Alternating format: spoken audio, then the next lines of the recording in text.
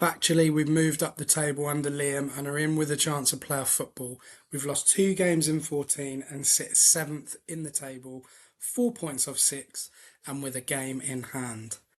However, and it's a big however, to say the football is dull, we are second best in most games, and it's not a sustainable way to keep playing. Is this the most bizarre on-pitch period we've had in recent times as Reading FC supporters? Here to mull over that question and a lot more, a lot more. I don't know how much more, but a lot more. Yeah, maybe a bit more, some more. Is Mr. Ross Webber? How are you? I'm very good. I'm very good. Thank you. I had I had an okay weekend once I dissociated from Reading Football Club. So it was very much there is a meme of SpongeBob watching the television and getting up and turning it off and leaving, and it just says, I'm out of here."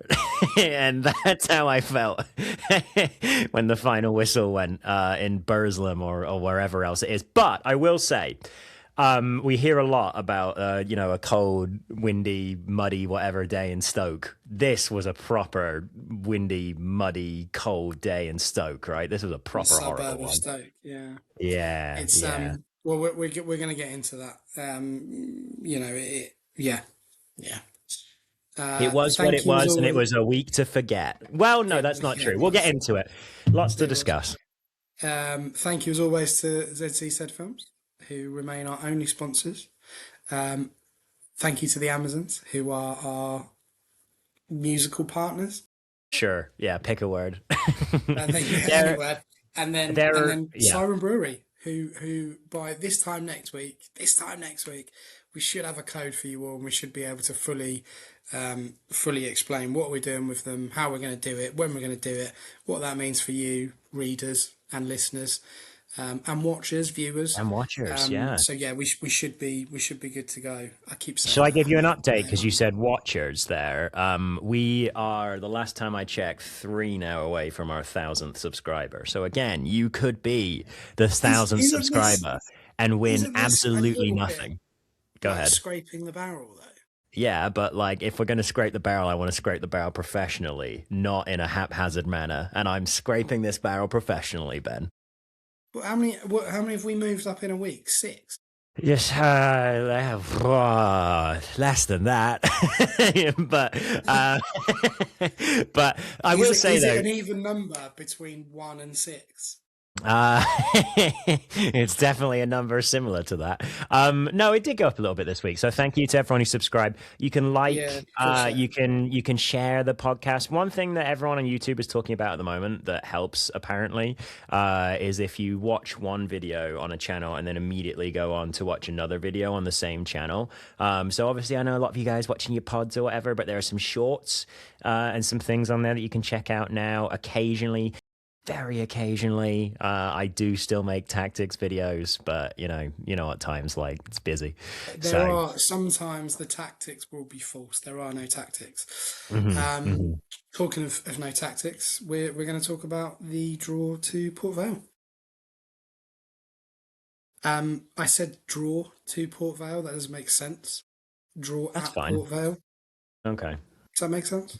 I think you were Anyway, fine the first time. um, I mean, yeah, we are in a very, very bizarre period of this club's history at the moment. I think if you said to any other football supporter, manager's come in, he's taken you from what, 20th to 7th in the period of time they've been at the club, people would be asking to build statues, they'd be, trying to buy in pints, whatever. But you can see the point that some of our fans are making. We've said this for weeks in terms of the overall lack of spark, the overall lack of charisma, the overall lack of any sort of substance really behind the team, and that proved to be the case. We scored through Lewis Wing sort of midway towards the end of the second or the first half, penalty, 12-yard death kick as I like to call them, and then we just sat back, didn't we, Ross? Yeah, we did. And it's something that I think we saw twice in the course of this last week, which is kind of why, I mean, I was a bit hyperbolic there to start off with. Like, it's been an awful week for Reading fans. It's still, like more games on the unbeaten run. And obviously, a draw with Bolton is quite different to a draw with Port Vale, given where those two teams are on the table. But they kind of like feel similar in a way because they both came, with this like last minute, was it both set pieces in both of them as well? Or no, big ball over the top with the Port Vale one still. But yeah, you leave yourself in these situations, where you can be got at in like one move and now you've lost points, and that is going to happen. It's really unfortunate. I sympathize with anyone who likes Liam because like I can totally see mathematically again that he is getting more points out of this team, and he at least seems to have some sense of what it is that he wants to do. But whether we like what it is that he wants to do, or whether that fits with the kind of squad that he has, that's another question to me. Now, I think that against Bolton, you could understand why. I would say that in both these games, for Bolton and Port Vale, Reading basically took the lead. And I've said all season, Reading play Reading are better when they have a lead, or than any other game state. Basically, they play better. Oh, sorry, let me start again. Reading need that winning game state. Basically, they really are not very good at coming from behind at all. So they need to be in front in that kind of way.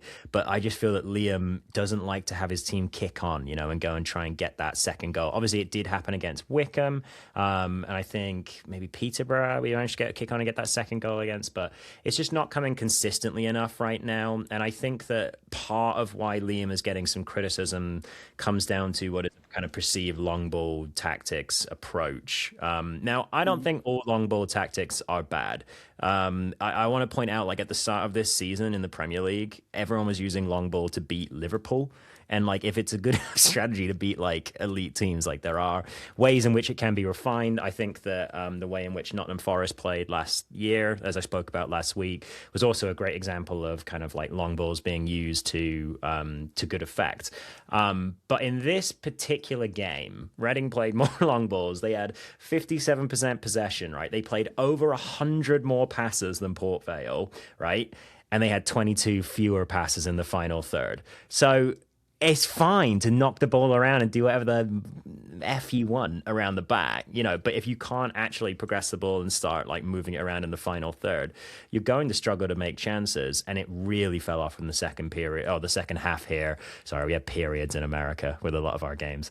Yeah, it really fell off in the second half, and it didn't have to. That was the frustrating thing for me, is that against Bolton, all right, you had to take Jack Marriott off, and your game plan changed quite a lot with the injuries too. I understand that, but in this one, you kind of had carte blanche throughout the full game, and I think that the decisions that Liam made in this game actively hurt his pursuit of points.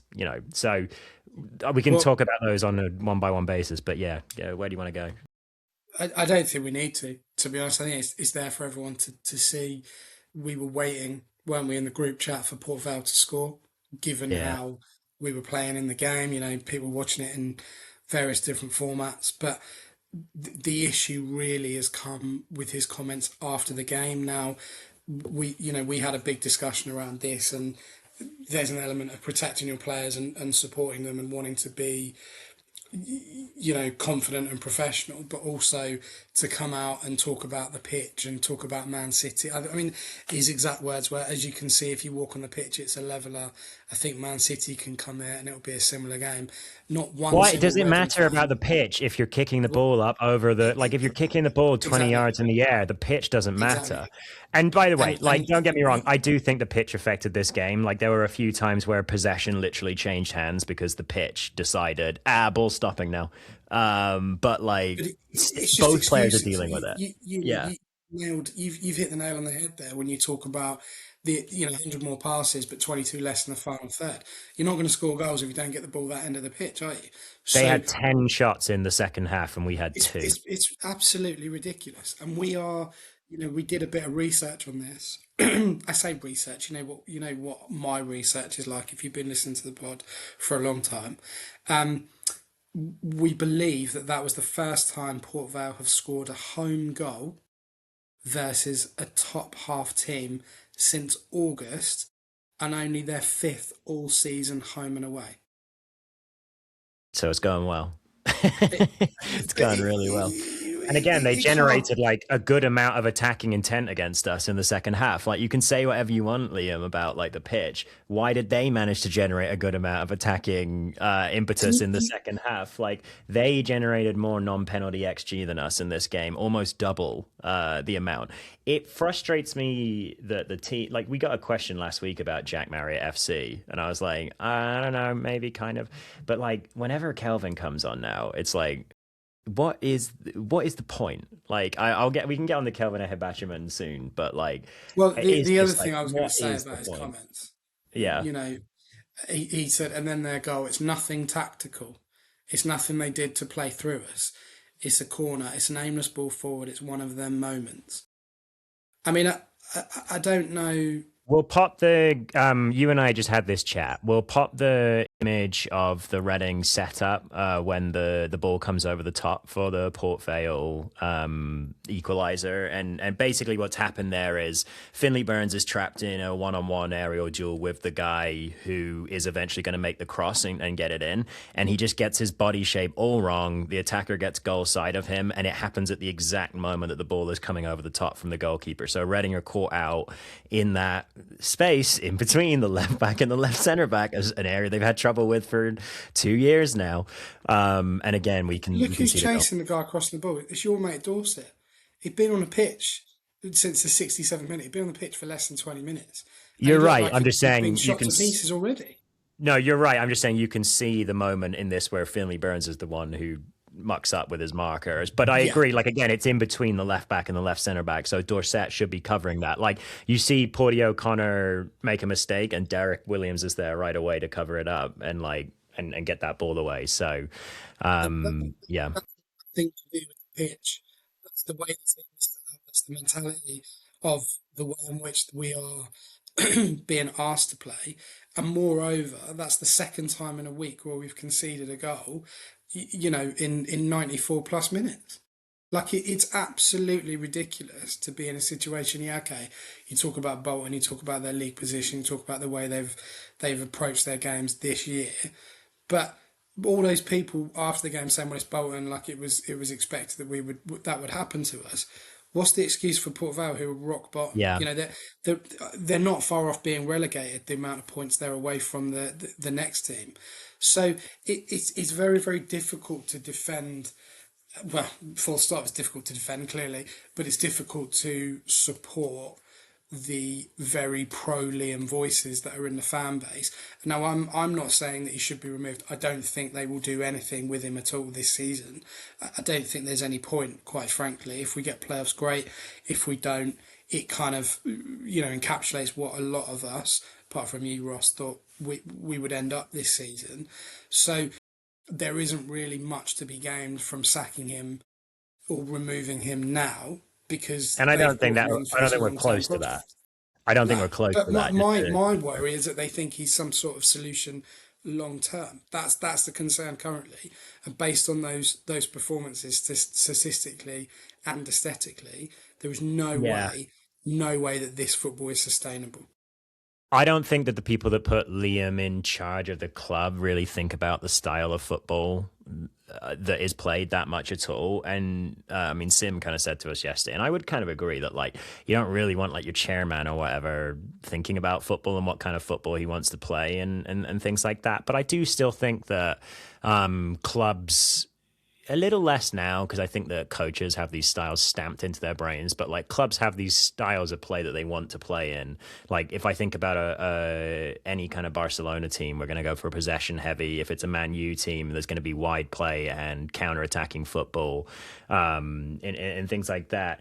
And yeah, there's just like not really much of a stamp on this right now, other than putting the ball long whenever you feel it's time to do that. But I think that's leading to a general lack of composure in the team, which could be coming down, which could be kind of like affecting the being soft or whatever, and not winning tackles and things like that. And that is still a thing, by the way. Like you can look at the amount of tackles that were won. So like they went in for a tackle and they actually won the ball in this game, and Port Vale won 82% of their tackles and Reading won 65. So they're literally just more strong in the tackle than us. But also, But that in on top itself of is a that, joke. I agree. That's nothing to do with anything he talked about. I agree. They were outfought by a Yeah. team that is bottom of the league. As we record this, I mean they're 11 points clear of or away from safety. Do you want 11 to? points. Do you want to hear what I think is worse? Obviously, there was all the long balls in this. Port Vale cleared the ball 20 times in this game. How often do you think Reading cleared the ball? So Port Vale cleared it 20 times. And how many times did Reading clear it? Clear it, yeah, just like a big smash out of their zone with no hope of 31. finding a 51. That's 51 disgusting. times. They That's kicked the ball absolutely out disgusting. without any kind of attempt to try and get it to a player 51 51 times in times. this game. It's absurd. They are so happy to go long. It's crazy. I was looking at they have 3 more completed long balls per game than some of the better teams in the league, but they're not doing it with a high level of accuracy other than Lewis Wing.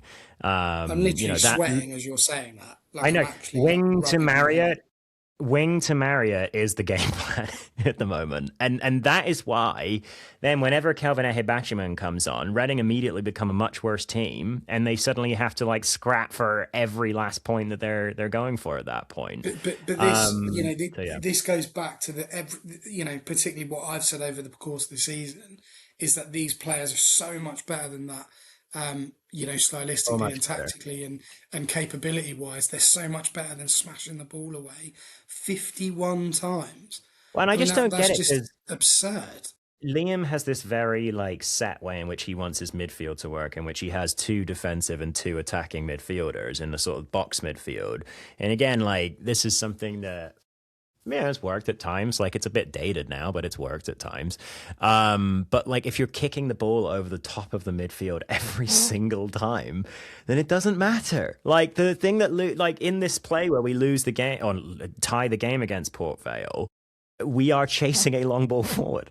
And so it's it can pull you all over the place. And again, I understand that Porty O'Connor is an exceptional ball winner in the air. So if you're going to force the other team to play like that too, then you can win a lot in the air. But it's just it reminds it's like the Uno reverse of the Yap Stam era. Whereby things are, it's in that Yap Stam era, he was just killing, it was just an overly boring possession model. And this is an overly boring long ball model, I I I have a slightly different view on Yapstam in the fact that, well, I mean, it didn't happen, but my thing was just get to the playoffs that season, because Yeah. honestly, I think we would have been a totally different team in the Premier League had we gone up, because of his sheer star power and the players that Yeah. he could have got in and his connections and stuff. That was a means to an end really, and we spent the whole season with him, basically going, we're probably going to make playoffs. You didn't go into games feeling stressed or anxious or like you were going to lose. And also, to be fair to him, that was the top end of the championship, which now we know in this day and age is a very different beast to top end of what is currently a really poor League One. But this, someone made the point in kind of opposition to the pro Liam stuff, is that every time we win, it doesn't feel like we've won. It's because the opposition have messed up or not taken their chances, and that for me was quite pertinent, because it doesn't. I never walk away going, we played really well there. Hmm. We were fantastic. We absolutely obliterated them, and we fully deserved that 3 points. You look at Wickham, they gifted us 3 goals. Really, defensively, it was poor from them. So in any other game, you'd be Ironically, going, just thinking, ironically, the goals that Jack Marriott scored, at least one or two of them in this kind of game, were actually quite similar to the goals that the goal that was scored at the end in the Port Vale game here, and that it's a ball over the top, and the back line has just stepped a little too far, and then yeah, disaster. yeah, and it's not been good for a while. Yes, we have only lost two games in the last 14. That's very impressive for them, but it doesn't feel like a lot of those games have been won because of what we're doing. It's because what the opposition haven't done. And so, when we look at long term stability, and look, the owners have backed him. They didn't back Noel, I don't think, particularly, but they definitely backed him. He's brought in, you know, in Roberts and Nyambi, I think positive players that do, could have quite a good future at the club. Hmm. But there are still components within that team that should be performing better. Someone put up who's the best centre midfield partnership, and I felt like saying it doesn't matter because they're never allowed to play how they should anyway. So, Yeah, I it's feel very, like very difficult yeah. Go ahead. at this point in time. It's really, really difficult to look at it and say, yeah, he's the man for he's the man for now and the future. It's really, really hard to justify how he's setting up, and when he comes up with these ridiculous statements after games, and this is not the first time he said quite bizarre things, it becomes very, very difficult for the majority to back him and support him because of the way in which he is addressing those poor performances. And I don't want him to go, all these players are rubbish, they're crap. Like, I want new players. What he's not doing is really addressing the root cause of why we're ending up with these results that are pretty poor, or these lapses of concentration. It keeps happening again and again and again. So it's not an easy place to be at the moment as a Reading supporter or a Reading fan, because there are elements to the argument that say, yeah, he's done a really good job, and he's taken us up the pitch, or taken, not I wish he would, taken us up the Table. table, but like actually, like the general way in which he's setting the team up is not allowing for long term success with a group of players, a core group of players that are in theory under contract and should be here at the start of next season. It's not Yeah. instilling confidence, I don't think. I think that two things are making this season look better than it actually is for Liam at the moment. A few things actually. One is Huddersfield Town are making Reading look better than they are at the moment, because they are basically. I mean, like a few weeks ago, it was Bradford who were falling, and they picked up two wins in a row, which kind of helped them out. But now Huddersfield are the team that are falling out of the playoff hunt at the moment, and Reading are obviously in seventh right now. But they are 5 points behind the next team, Stockport, and so I think that like if Huddersfield had just like kept their nerve, and maybe won a couple of extra games, or won one extra game maybe in the last five, then they'd be a good 6 points ahead of us. Coulda, woulda, shoulda, all this kind of stuff. But I do think it's at least worth noting that at the same time that like if one of the playoff challenges hadn't kind of had a poor week too, then we'd be quite a lot further behind. The little chunk of teams just below us now has all started to kind of bunch up again, like like too many train carts or something like that. So you've got Reading through Peterborough now, who are all within 3 points of each other. A log jam, would that be If better? well, I was going to say, if train carts bunch up, people die, Hmm. Ross. Yeah, yeah, that's the trolley problem, right? Yeah. Can we use the log one instead? All right, log jam. It's a log jam.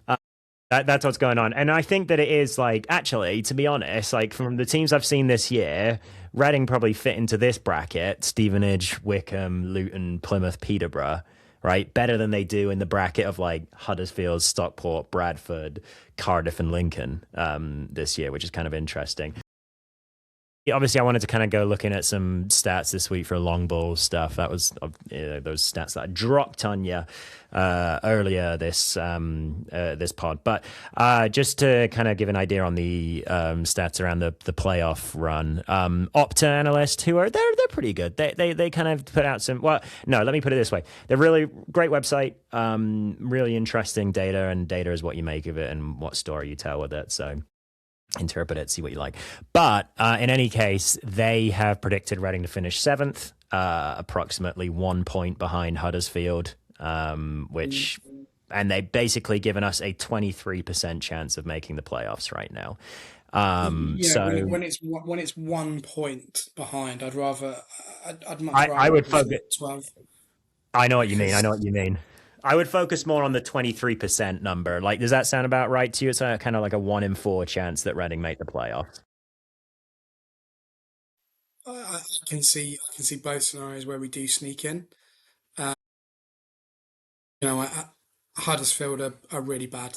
They're really, really bad at the moment. I don't know if anyone's watched any highlights or looked at any of their, comments on social media or whatever, but they're not having a great time of it at all. Bradford are sort of fairly indifferent at the moment, which is convenient because they'll, come to Reading on Saturday and probably do quite well. But, for us, as I said, there isn't the consistency there. Had we beaten Bolton, we probably would have gone on to beat Port Vale. I went because the tails would have been up and there would have been confidence there. But it's just been the story of the season. I'm all right with that. Like I'm okay with not making the playoffs this year. What I'm not okay with is seeing a future with this current model and how these players are being asked to perform. But we don't know. We kind of, I mean, we can jump straight into the mailbag if you want because we had a really interesting I think email we will from do. Mark Um, Mayo, who was Indeed. host alumni. I want to just quickly talk about the under 21s game against Oh yeah, go Arsenal, on. Yeah, of course. though, because I watched that one as well, and I thought that was interesting. The reason I watched it, well, because it was available to watch, but also in this game that was interesting, we saw both Kelvins, Kelvin Abrafer and Kelvin Ehibachiman, and then we saw Andy Rinomhota as well, which was good to see. I will also say that I thought that outside of I think it was the first goal that Arsenal scored from the halfway line. I thought that Harrison Roan looked like he's got something about him, very raw still, but there's a shot stopper in there at least. So that was interesting, although not if it's at the halfway line, I suppose. But in any case, I thought Reading were okay at times in this game. They managed to kind of like create a space down the left that they could attack in quite a few times, and that was where the goal came from eventually, and it was where another really big chance for Kelvin Ehibachiman ended up coming from as well, was down that left side. But I thought that was partially due to the fact that Arsenal were just cheating their right back really, really far up the wing, so that space was available, every time over and over, and just I think the result is not that important. Like the U21s, they've had not the best season, lots of disruption because for the first time in years, the squad actually can be, the players at the top of the U21 squad can actually now be sent off to play, loans and things like that.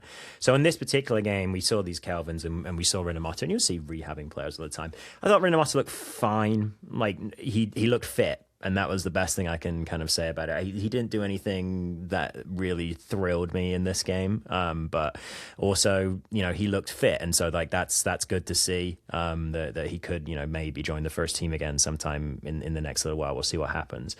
I really didn't enjoy watching either Kelvin in this game at all. I thought Kelvin Ehibachiman, at this point, I'm just like, well, let's brief on Kelvin Abrafer. It's just clearly not worked out between him and Liam. They just clearly do not see eye to eye as people in football, I and it's think he never will going to dump work. both of them in the summer. He will Well, transfer list both of them. and that's the question with Kelvin Ehibachiman, who got a 2-year deal. And I know, like, hindsight is 2020, and I understand again the arguments to bring Kelvin back during the summer. I do, I get that, but just for me, getting rid of Wareham and bringing Ehibach and like re-signing Ehibachiman was just a horrible mistake. I'm just like, for me, that is on a par with like the other bad misses for recruitment through the summer, because I'm like, if Wareham wasn't going to sign anyway, then fine. I just wouldn't have signed either of them.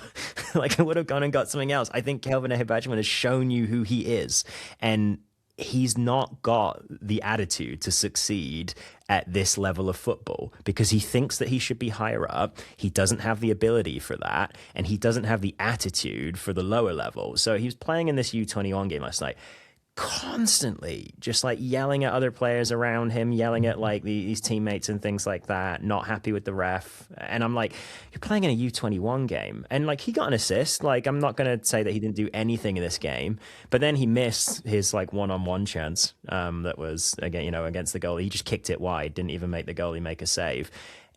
It's bizarre with Kelvin Ehibachiman.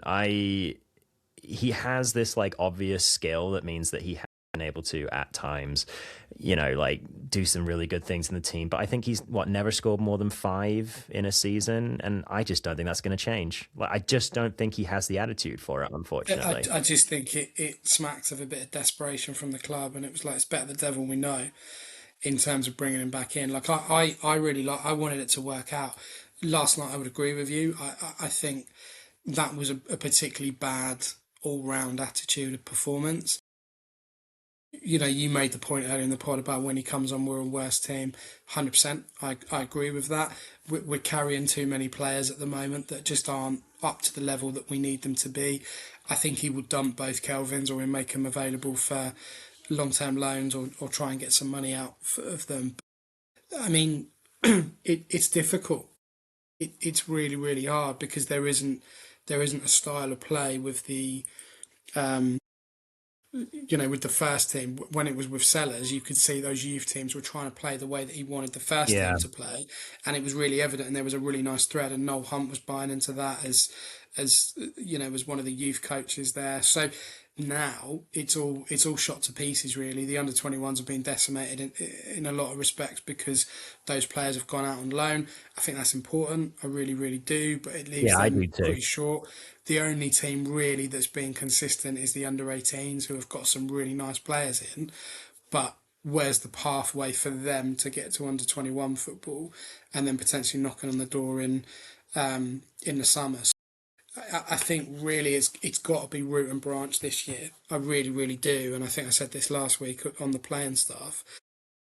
Someone's going to have to be brave and just go, that's it, you're out. There are so many players, and I'm not going to go into them now, but you could class as deadwood in that team, and I don't think we've had that for a number of years now. Really, there's early die years. Early die years. We were talking about bloated squad all the time. I feel like maybe, but that was more because of the financial decisions of the previous ownership and the previous model that they were trying to bring in. This is just a collection of players that doesn't really fit together, isn't really focused on a particular style of play. Whether or not that's because it's the components of those players or because Liam doesn't know what to do with them, could be a bit of both. I don't know, but there needs to be a real clean sweep in the summer of clearing players out, and it doesn't necessarily mean you've got to go and buy 8-9 players. What it does mean is that they've seriously got to look at those players now that are kind of reaching the end of their under-21 career and need first team football, and whether or not they're good enough for this football club. Really, in some respects, the summer could be quite exciting if they set their stall out early and they really think about what they're trying to do. Yeah. Last point on the game. I thought Caden Young looked pretty good. I liked him. We didn't see a whole lot in the first game, so I thought I would call out that Caden Young was good. But that's a very much in the weeds thing. After you were just nicely summing us up, I just didn't want to let the review go without saying I liked Caden Young in this game. I also liked that he won a penalty by diving. It was quite funny. I would have given that though. I would have given that penalty too, because the goalie's out of control. Don't get me wrong. I wouldn't have been upset if that's given again. Well, I would be upset, obviously. I would be very upset if that was given against me. But I understand why it's given. You wouldn't fight his corner and go, it's not a penalty. Like I felt either end of the pitch that should have been given, really. But I liked his little smirk when he got up as well, and he celebrated the penny. Yeah, Caden Young liked it, so that's my thing. Oh, and Kamari Doyle, I liked Kamari Doyle in this game.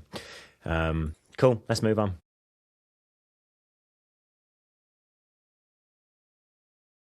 Do that now. Yeah, yeah, yeah. What are we pausing for? I wasn't pausing. I thought you were pausing for No, the I'm show. going to pause now. Everyone stop. I will pause, and then we'll do a lovely transition into the mailbag. Okay, wait, listeners, viewers. I'm gonna stop talking now so that Ben can do a transition into the mailbag. Welcome back to episode 452 of the Tilehurst podcast. We've had a Excellent. pause and we are into the mailbag. Would you like to start with the email? I would, but I'm actually getting distracted because for the first time, I've been learning Spanish for the last little while because I run into Spanish speaking people all the time. And now, for the first time, my Google algorithm has worked out that I'm doing this, and it's starting to send ads to me in Spanish. My brain is being pulled in many I directions hate right that. now, Ben. That's You so don't like weird, that? isn't it? Like when you're talking about something and then your Yeah. phone starts giving you those things. What is it? Dare I even ask what it's giving you in Spanish? Like what? What's really really bad. It's just an Adobe ad. So like the same ads that you're getting Um, all the time. Yeah, yeah. In English, they're the same thing in Spanish. I think I've told you before. But did you know that there's two great words for football boots in Spanish? So there's, I think the formal word would be zapatillos, which is great. So sometimes they call them zapas. Tacos, though, is the other thing that they call them, as in like tacos, the Mexican food, which is just very cute. So I just thought I'd let you know that the Mexicans call football boots tacos. Yeah. So anyway, we did indeed get a email from Mr. Mark Mayo, ex of this parish. So yeah, lots of good stuff. So here we go. There seems to be a reverse rose tinted glasses effect going on at the moment. Lots of people on X post Port Vale were saying it's remarkable that they enjoyed last season more than this one. Of course, we enjoyed last season more than this one. We finished with 75 points. We were in the playoff race from October onwards, and we had a better team. To that last point, it's interesting how this set of players is actually crap. Discourse was around a lot under the latter days of Hunt, but isn't really discussed now. I don't. That's where I'll put a pin in that. But anyway, we certainly improved in some areas in January. But my question is, what actual formation style do you think would work in the here and now with this group? We can't simply tell them to run more because they're all shattered. We can't simply tell them to pass it around because they're bad at it. We don't really have the wing backs to play three at the back or the wingers to play a pure 4-3-3. So what's left that we haven't tried is what Mark asks. But real quick, Mark, we'll get to that.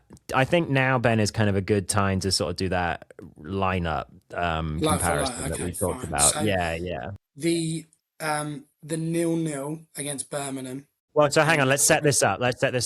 What we've done here is Mark makes an interesting point where he says that he thinks the team was better last year. The 11 were better last year. And he seems very convinced of that. And I don't necessarily disagree, but he's very convinced of that. And I'm not very convinced of that. So I kind of want to go through and see where we're at. So sorry, you were go ahead again He's now. literally going to do that, and you just whatever.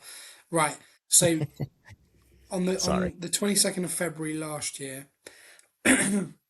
Reading nil, Birmingham nil. This was the lineup. Before I lose my voice. So Pereira, Craig, Mbenge, Bindon, Garcia, Wing, Savage, Nibs, Campbell, Long Kelvin, Kamara. On the 21st of February this year, 1-1 against Port Vale. Pereira, Nyambi, O'Connor, Williams, Ward, Fraser, Wing, Savage, Doyle, Young, Marriott. So I think the best way to do this is to go position by position Yeah. and just yes or no, basically. So I can give you a group goalkeeper too at the top. is the Same as same. yeah. Yeah. So right back, you got either Craig or Nyambi. I think in terms of the actual quality of the player, Craig, but in terms of the actual suitability for the position, Nyambe. Yeah, okay. Right? I'd Like agree I with that. think Nyambe's a right back, so job done. I mean, first centre back in Bengay versus O'Connor in And Bengay. Bengay. No real Yeah. chat about that, is I'm there going to really? keep a tally of how many we put in the 24-25 team. And so Okay. carry on. Bindon versus Des. Tough question, right? Really hard. Really, really hard. For I partnership, I'd stick with Bindon. I like Des a lot, but I'd stick with Bindon and Bengay. I'm glad you said that because I was leaning Bindon, but I wasn't sure if that was just my in terms of like rose-colored reverse Relationship classes. partnership's a massive thing with centre backs. Yeah. It's very rare that you get a really good centre back with a rubbish one. Okay. So, So we're saying the goalkeeper's the same. The right back was better on this year. Center back, both on the old team. Who's the left back? well, Garcia and Ward. I'd go Ward. I'd go Ward as well. And I think that you can kind of like roll Hayden Roberts into that sort of like when we're thinking about that. But yeah, all right, midfield. Wing. Well, this way gets a bit tricky because you've got Wing, Savage, and Nibs. Yeah. You've got Fraser, Wing, Savage. So And it's a different setup, we should be clear too. Like, different setup. So yeah, you're like you're going to last stick year. with Wing and Savage by default, Right. Yeah, and then that's a you're going good to go point. Nibs. And then you're definitely going to go Nibs, yeah, over Fraser every single time. I mean, Yeah. if that's the choice, I Liam think Fraser actually, versus Harvey Nibs. I mean, for God's sake. yeah, you can. So there's something to talk about there for sure. But and then who have we got in the front line? So you got Campbell versus Doyle.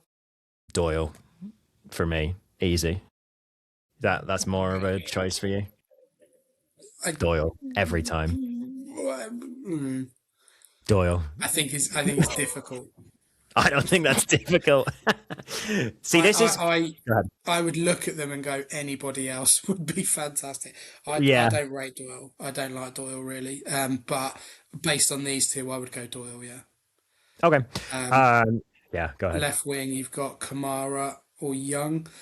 Really, Young. really challenge. I mean, again, I don't think Kamara's great, so I'd probably go Young based on Yeah. very little. And It's a I very think it's small window.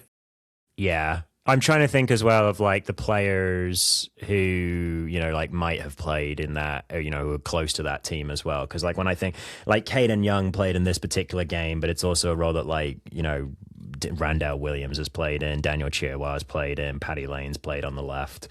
Although actually Kamara might be better than Lane. I really don't rate Kamara though, so that might be part of what's going on there. And then did they have a Hibachiman in that game, not Wareham? I think as a striker, yeah. Yeah. Versus Marriott, which is So again, Marriott's definitely better. yeah. Yeah. So what So does that give us then? so that gives you the fullbacks better this year. The center mids are the same, other than obviously Fraser for Nibs, but I actually think that's where a lot of the issues coming from. And then the forward, I think this is correct. This is kind of where I came to. This is kind of where I came to at the end of looking at this, was that the forward line is better this year, but the midfield was better last year. And it wasn't necessarily that it was like so much better, because obviously two of the three players were the same, but the balance of that midfield was just so much better. And I think also, Noel kept it around too long, but that sort of like 6 and double 8 structure, I'm quite a fan, but you can make any kind of like midfield structure work. I think that what Nibs was, as well as like Charlie Savage is someone that like can get around the pitch, runs around. He's clearly a very fit athlete, and is good, about like just moving, right? But like we talked about like useful running with Nibs all of the time. He was just an absolute monster for that, of like, he would run a lot, but he would run in a way that was always like causing problems for the other team or something like that. So he's not wasting his energy. And that meant that he would end up in a lot of duels. He would end up sometimes in like more than 20 duels, more than Savage in a match, because he was just better at sniffing out where the ball was going to end up, basically. And I think that sort of like balance in midfield is the issue versus last year, where we're seeing problems. Yeah, the midfield's not right for a while. Losing Harvey Nibs was a big. It was a big event in the summer. I think really, it wasn't even the summer, was it? It was the back end of the summer. So All the best to him on his injury, by the way, because we learned earlier today, right, that he's got a bad ankle injury or something. yeah, and he was a really really good personality to have and a really good player. we miss that a lot. Hmm. I think we really do, because they all complement each other really well in terms of a three. This setup doesn't. So yeah, and I don't see that changing until I don't think Charlie Savage will be a Reading player in 26, 27, but I might be wrong. Wing, I don't think has got very long left in terms of playing at this level as well. So I think that's where the big choices come. If you look at it, you're going to just rip it up. I probably would in the summer. I'd probably go, we just need a brand new midfield and just go from there in a different format. Yeah, I know what you Based on mean. those numbers, what are we doing? What have we got? Is it a draw? We've got 5 down the 25-26 side for this year, mostly because we went 3 for 3 on the attackers are better this year. Yeah. And the fullbacks are better this year versus the center backs were better last year. Is basically the point. And again, like we knew the spine was very strong last year. Those center mids, that midfield worked better last year. So, do I think that the team was closer to was like less far removed from like playing well this time last year? Yeah, I kind of do. Like I think that I really love some late stage sellers passing moves and stuff. People say, oh, idiot, like you only got one player manager you liked. No, I liked Steve Coppell.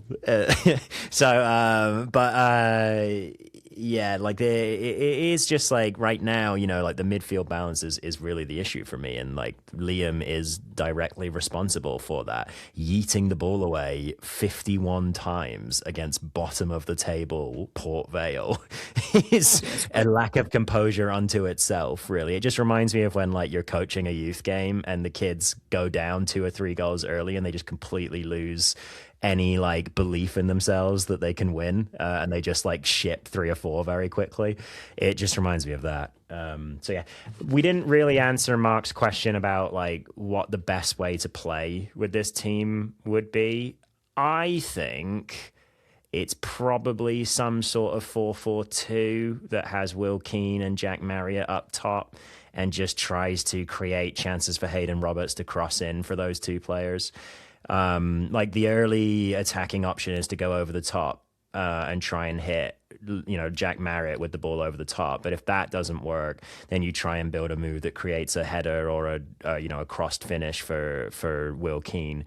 I do think Will Keane was poor, in the game that he played against Bolton. Don't get me wrong, but I think you and I both said, and he didn't play against Port Vale, which makes it sound more the case. He wasn't fit in that game, so that was the kind of the main thing that was going on. I do think that he's a threat in the air, and I think that it's not the most exciting thing ever. But I think the best way for Reading to play at the moment is in some sort of 4-4-2, where Kamari Doyle sort of shifts inside a lot and helps out. Well, I mean, Bobbins asked, we all know that this style, in inverted commas, is dull, but how can Liam change it with the personnel at hand, assuming Liam wants to change it? Yeah, like I said, I think it's a 4-4-2 that we move to because we already play a 4-4-2 out of possession in a lot of phases. And if we are just going to go big out from the back over the top, like Liam's clearly not going to change the play style that much more. So if it's going to be chucking the ball over the top, then I think you kind of play a formation that suits that. And I think that 4-4-2 suits that pretty well. Did you read Bobbins' column this week, by the way? I didn't. Was it good? Good. Yeah, it was good. Yeah. It's usually good. Some good points in there. Yeah. He's been quite big on a group chat in terms of saying that he kind of didn't expect us to be doing well, and the players potentially aren't capable of doing what we think they are. So it was quite interesting to read what he put. But yeah, look, I mean, it's been really interesting with opinions over the last few weeks across the fan base, really, and talking to people at games and just seeing people's reactions. The Northampton game is quite telling. I think that was when people really started to kind of switch on to the fact that maybe this isn't the right thing en masse. Yeah. And then obviously the past few results haven't helped that at all. And I think probably people have joined in, so it's going to be. I think it's just been a while. You mentioned earlier that like even when we win, it doesn't feel like a massive or anything like that, and like I think it's just been a while since we've played well, like, and a performance that everyone can agree, like because you get performances where you get you get battered for like 90 minutes and you still come out with some credit. Like you get like comments underneath from like moms in their 40s, like, I'm just so proud of the boys for putting in the effort, or like something What? like that. You What are get your that kind mums of in their thing. 40s for? Don't go after the mums in Yeah, the you're right, 40s. actually. Mums in their 50s, though, can do one. Yeah, No, wait. yeah, Is my mum? Oh, my mum yeah, only reached her 60s last year, so we're good. yeah. But yeah, I mean, like, I think it's Mums in their been. 40s is probably our market listening to this. You're right. All right. Yeah, good point. All right. I'm sorry. I didn't mean it. I'm just an idiot. I'm just a small Well, idiot. on another note, Um, I kind of twigged at the end of the last episode that you started slagging off individual readers, yeah, I listeners, did. even I did contributors. do that. So Yeah. this next one is actually from Chris, bless him, Chris Well, no, Scott. hang on a minute. I don't want to talk about that. That sounds boring. Last time we played well, Reading won, Stockport County nil, I would say, on January 4th. That's when I last think we played well. All right, tell me what he's got But, to say. but anyway, Ugh. are you going to say sorry at this point? No, I'm not going to say sorry. I'm just going to say get on with it. Oh, you're so rude to, honestly, people. I was going to say people pay good money. They don't because it's free. People will pay Siren and ZCZ Films good money. Yeah, they And the will. They will. Amazons. Get in on it. Good stuff. And we've never, I don't think in our time of doing this, we've ever asked for people to tip us, have we? We've mentioned Patreon once or twice, but yeah. Like once or twice, not. Once or twice, literally once or twice. So yeah. Well, yeah, Anyway, that's read the fine. question. Read the question. Do the chaps, that's just me, not you, understand why Liam was appointed? Is someone who got a team promoted 5 years ago really worth the risk when so That's a many have great said how question. poor his style was at previous clubs? That's a great Alienating question. fans doesn't really grow revenue to flip a club, in my opinion. Yeah, That's a great he's question. spot on. And this is the thing with Chris, right? Is that everyone sees the kind of the supposed negative stuff, but actually a lot of the stuff he says is on point. Like, do we understand why? I think really talking to Rick a couple of weeks ago when we did, and all the narrative when Liam joined, is that it's because they had a conversation a few years ago and they quite liked it. They've not picked him on footballing merit or career achievements, because if they had, and other clubs had, we'd be picking the pockets of them to get him out of the contract from that club to join ours. When you look back, and it's so easy, isn't it? Because when he joined, it was like, want to get behind him, this football, that football, blah blah blah blah blah. Like, he was out of work for a long period of time, a really long period of time. That's a bit of a red flag, isn't it? I We was think probably so desperate for Noel to leave that we didn't go, well, hold on, when was his last job and what did he do in it? yeah. Yeah, for sure. And I think that Chris also makes a good point where he says, winning a title 5 years ago isn't really that relevant. And I completely agree with that. Football changes fast. It has always changed fast. Like I imagine a good 20% of the people listening to this pod have read or heard of or are aware of Inverting the Pyramid, which kind of charts the football tactics through the 1900s. And it's very interesting. And what it shows you is that football changes all the time. And it continues to change all the time. And now, because we have all of these video platforms that we can use to analyze and create game plans and things like that, it's changing at an even faster rate. Ben, do you remember at the start of this year what PSG did every single time the game kicked off? I know this is a very far away from Reading League One football. But do you remember this? They kicked the ball over towards the opposite corner flag at the start of every single game. And after a little while, tons and tons of teams started doing that, right? Like, people were like, oh, we're just going to start doing that. Yeah, cool, we'll do that. Do you see anyone doing that anymore? No, like, they've stopped doing that, right? Like, this is what my point is, just that, like, fads and like tactical changes and like things that work in football no longer work not that long after anymore, because they get sussed out and managers work out how to deal with these things. I've talked about how one of the modern things that Liam likes to use is a box midfield, whereby we have these two deep and two high midfielders, and they sit sort of in like a box shape in the middle of the midfield so that you have passing options on two lanes. That's great. That's from 3 years ago, right? So like, these ideas are dated, and they're ideas that while like I obviously love it when a manager's got these like modern ideas that have come clearly through determining what you want to do with your game plan, like if you're picking ideas that are from years ago, you're going to kind of suffer results that, may give you that kind of thing. So I don't think that's the only reason that Liam isn't doing as well as he could. And again, the club are in seventh. The club are predicted by Opta to finish in seventh for a second season in a row. So it's not terrible. But I think that's kind of where I'm at with it. URFC Vandal Isle. Hopefully, I've said that right.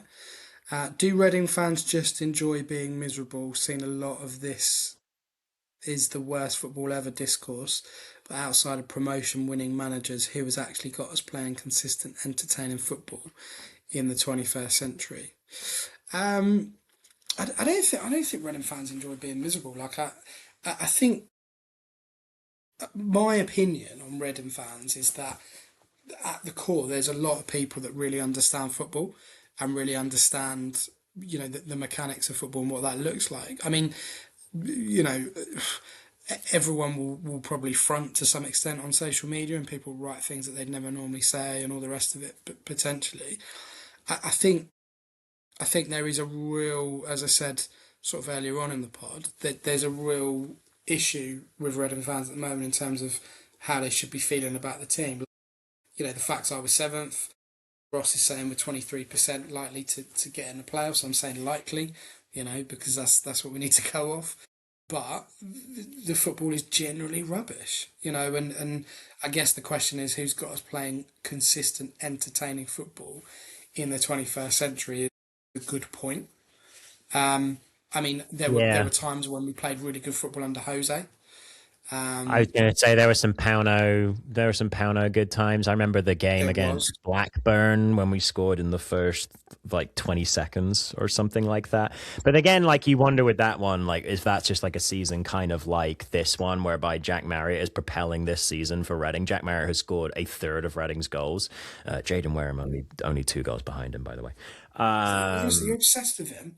He's I'm going to obsessed score with him like because we seven. made the wrong decision. Like that, but yeah, I don't like. I mean, like the family bother me. Don't get me wrong, but like does the job, scores goals. I forgot what I was I talking mean, about. the second part of Steve Clark. So when Steve Clark Ruben started his Sellers second too. We played good football under Sellers, Ruben. Yeah. yeah. hmm But Um, you look back at some of the goals we've scored. They're all right in this kind of last 6 to we 7 can years score or whatever. goals. We got no problem scoring goals. We just can't stay compact anymore, and we can't defend it like for a full game anymore. We got no problem scoring goals because we score goals even when we don't put up good XG. Like, and again, like I said last week, like I would prefer consistent, good underlying numbers production because to me, that's that sort of like that's what you can rely on each week is like you're consistently creating good chances. But something else you can kind of not rely on as much, but like you are going to get a good result out of is good players. And Reading have better players than I would say at least 14 other teams in this division. Okay, So so that gets us so through the we game. we love an email. So this is my plea. Last week it was about Jack Marriott Cups, which I still haven't managed to find. By the way, it's ridiculous now, absolutely ridiculous. I can't get one for love nor £2, which is what they cost retail value.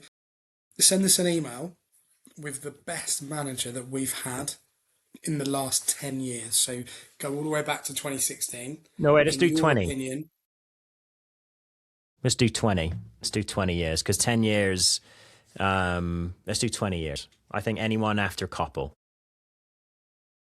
I'm just making it what you want difficult to go? now. You want to go all the way back to 2006? Yeah, anyone after Koppel. Because I think that takes That's like that. 20 years. All right, fair enough. I do No, all think that right. Well, like a all lot. right. Split the difference, then we'll do Yeah. 15. Then we'll do 15 years. All So right. go back to 2011 Yeah, that's good.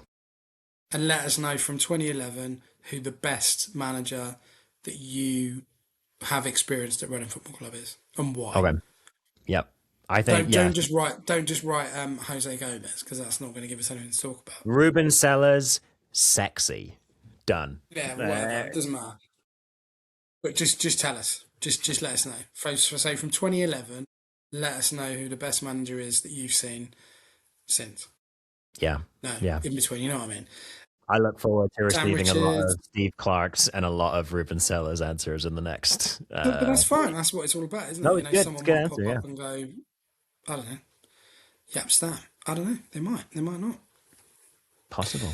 Sam Richards, do you feel that the players lack belief in themselves actually being a good team? Yes. Next question.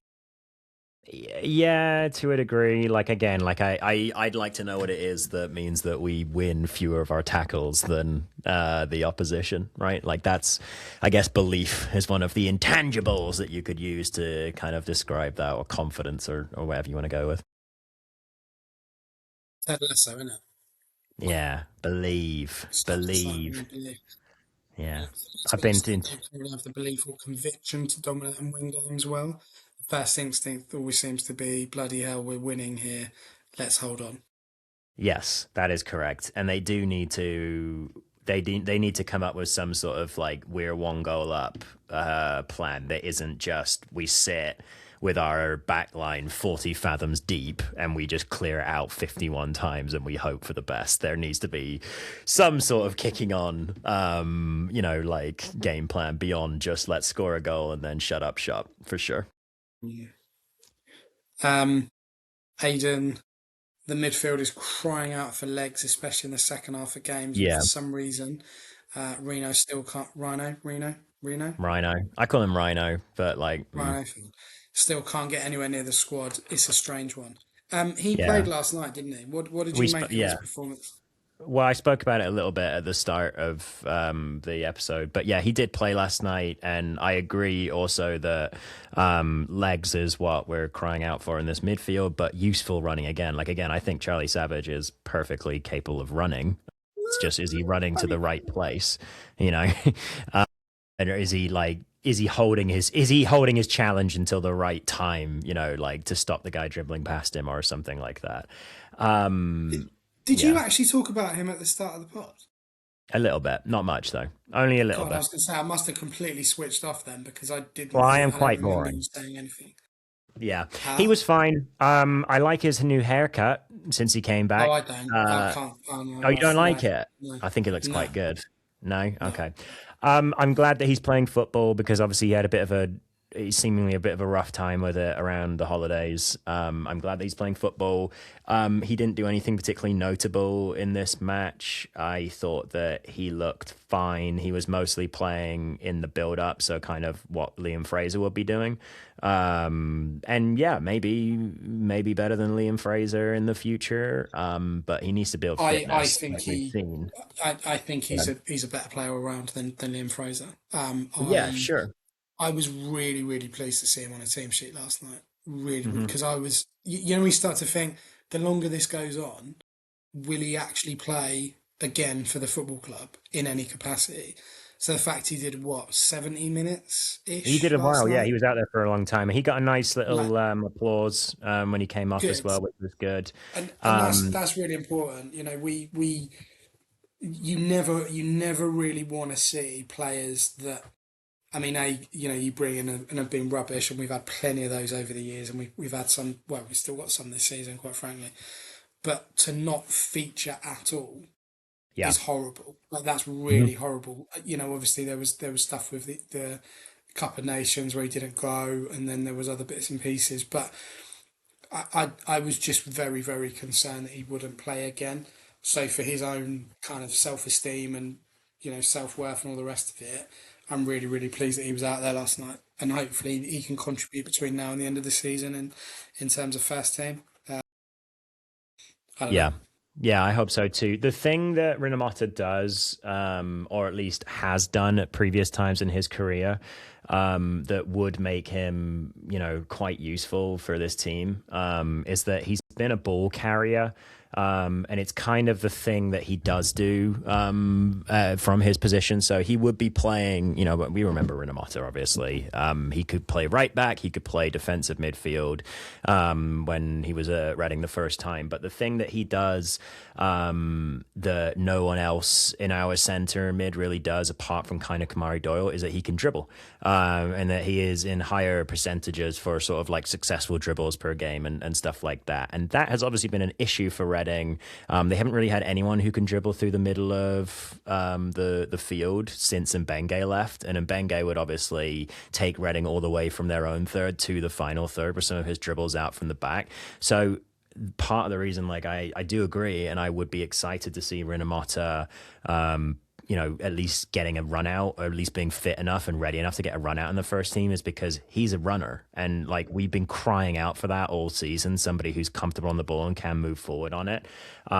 He is a little bit looser with his passing, I would say. So that's certainly something that you want to have, like, somebody else alongside him who can kind of complement him with that. But in theory, the person you'd be complementing him with is Lewis Wing, who doesn't have any trouble with his passing. So yeah, I agree that like if Rinomhota can push on from this, can use this as a platform, I would really love to see him come back into the team, because I think it's probably too late for him, like this year to really like have us kick on like with him in the team. But I would love to see him earn a contract for next year, because I do think that he offers something that our other centre mids currently don't offer. Okay. John, do you think Liam? God, I listen to you. I don't cough, right? I start talking straight away. I cough. Ridiculous. Yeah, It's not even a cough. It's just like I don't know what it is. Just a it's a dry nervous throat. tick. Anyway, yeah. Do you think Liam Richardson will see the faults of his tactics by sitting back on Leeds for the last 3 games and change it for Bradford, assuming we take the lead? No. No, I don't think so. No, I, I think Liam agrees with me that like Reading are a team that need to be. Reading are a team that cannot go behind. And I just think that like Liam is building his game plans around not letting that happen. Like we talked Yeah, about it get a last goal week. first. Yeah. Right. Like it's like and we also talked about like if you can't win it, don't lose it. And I think that's Liam's attitude in general, is don't lose the game. And that kind of leads to negative results every now and again. It's a shame, because like I really feel like around Christmas he had taken the handbrake off a little bit, and the Yeah. team were benefiting as a result of that. And I think there was confidence in the team when, like the new fullbacks came in too. But I feel like it's just kind of been spurned a little bit by some not relatively, very negative football. Yeah. And we talked about that philosophy, didn't we, the last week or the week before? Like, it's a horrible thing to say that. Yeah. If you can't win, don't lose. Like, Yeah. yeah, yeah. We pay bigger Um, wages than most of the other teams in this league, Liam. well, yeah, exactly. Yeah. Well, look, but did you see what Martin O'Neill said after the Celtic game the other week about competing with the Premier League and Scottish football? Like he wasn't wrong in what he said, in terms of the money spent and all the rest of it. But it shouldn't. It's not. It's around the overall quality of the team and the capacity that they have to be able to affect results. So of course, better players cost more money, but it's not always about spending a lot of money. It's about creating that core. Kind of gone off on a tangent, but whatever. Mark, this might be a bit controversial. I love it when people say that. Yeah, he's When getting people ready. go, I don't mean to sound rude. Well, He's you putting are the going to be armbands on before he dive bombs on a child in the pool. Yeah, 100%. But as fans, do we all have short memories? The football's been mostly dull over the last 10 years, and even under Pards and Brian, we were pretty functional. Also, under Ruben Sellers, we'd get battered away from home. correct. Yeah, because as a football fan, you live in the moment, don't you? Yeah. You know, you kind of look at what you've got there, and Yeah, it's you escapism. It's think, like your weekly yeah, of thing, course, right? yeah, Yeah. of course. I mean, the short term memories. There are still I people out think there that say, "You're lucky you got a football club." I So, hate that. That is what drives me out the way. It's like, okay, fine, like, great, okay, sure, but like, look, can we move on from cheers, that now? bro. Like, you could say Yeah, that about anything at the club. I understand that someone you put there are that. only, yeah, So the videos that I do after the game go up on Facebook. someone Yeah. actually put that. We're lucky we've still got a club. It's just It's like, like, okay, that's one conversation. Like, sure, yeah, agree with you. That's one conversation. Put that over here. The other conversation that we're all having about the football. You know that like, there's like a meme of like someone trying to say something to like a group of people who are all like huddled up having a conversation, and the person says something, and then the other one person comes out of the top. It's like a big thumbs up, going like, "Cool, man."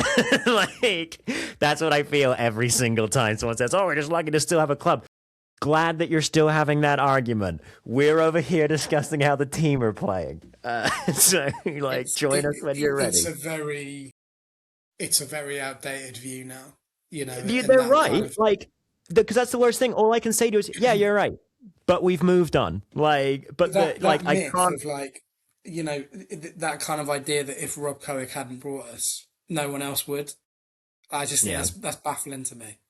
It yeah. literally blows my mind that people think like that, but whatever. I do we have short term memories? I suppose we do. I suppose we I will do. say Reading have never been a club like we talked earlier about like clubs that have like defined styles of playing football, and I don't think that Reading have a defined style of football in their history, really, right? Like, I think that the things that are defined about Reading in terms of their identity, at least from the time that I've been a fan for the last like 25 odd years, is this sort of like the Reading way and like scrapping and making more of the sum of your parts, like a team that is more than the sum of its parts. That's kind of like the identity that I used to associate with the club. And that took a real beating during the Dye era, obviously. And I think now that there is, to me, partly, I kind of think that era is done. Mm, We're in a very new era as a club right now, and we're waiting for yeah. someone to seize us by the scruff of the neck and say, this is the kind of football that Reading play. This is the project that Reading are on, and this is where we are going with that project. And I don't think Liam has that charisma because he is very linked Yeah. in, and he says things that are silly, at times that get fans wound up. So that's kind of like what I think, like when he says like they're, short memory, like we never played like amazing football. You're right. Like we have not been like a team that has had like this defined, incredible way of playing football. But I think that what you're getting at with Sellers is kind of interesting, that we would get smashed away from home. We would. You're right, especially in the first year. But we did that partly because we were going for it and we were actually trying to win a game. And like, I'm just go chuckling ahead. about LinkedIn.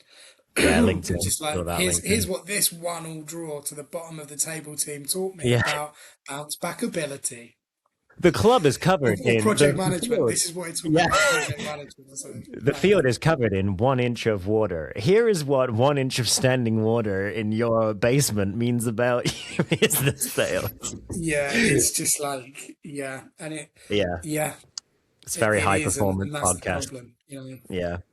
I really think that how you talk and how you comport yourself is so much of the battle as a manager. And I think that Noel's inability to look confident was part of what spelled the end for him. And Liam, yeah, I think that like he says things that appeal to bosses but don't appeal to employees, if that makes sense. Yeah, And so like I can see why the way in which he talks appeals to Kuig and the higher ups, and I can also see why it pisses off fans, to be honest.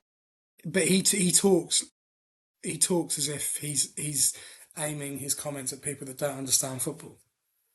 Well, yeah, That's he definitely talks in a way that implies that only he is the arbiter of what good and bad football is, and only he understands. Like we have mixed opinions about the current Reading reporter, but I think he asked a very perfectly adequate question where he said like, what happened with the falling apart in the second half against Port Vale, and Liam seemed very taken aback by that. Liam, your team took 2 shots against the worst team in League One.